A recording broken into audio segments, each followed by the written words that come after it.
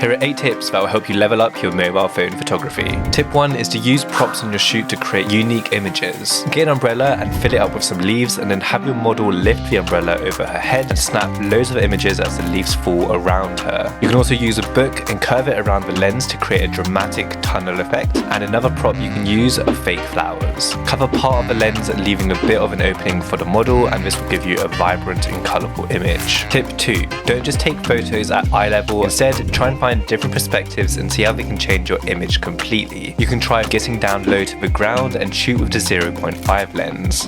You can also try getting high above your model and shoot directly down. Different angles give a totally different feeling. Tip 3. When you have your subject in place, lock the focus by pressing on your screen and then adjust the exposure by dragging the sundials up or down. Have a look at which exposure your model and environment look best in, and remember that different exposures can drastically change the look of your images.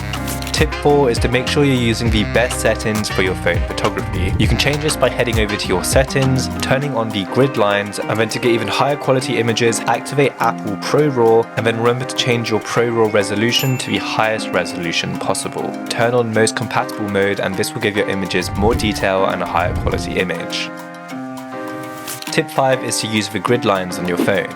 You can use the rule of thirds to take better images by placing your subject at different points where the lines meet. Or you can use the center square to get a nicely composed, aesthetically pleasing shot. Tip 6, we're going to be thinking outside the box with a crazy shot, and all you're going to need for this is a glass to cover your phone. Then you'll want to have your model throw water towards your phone and take loads of photos as the water splashes out towards you. Now remember, you are going to get a little bit wet, but you're going to get some awesome results.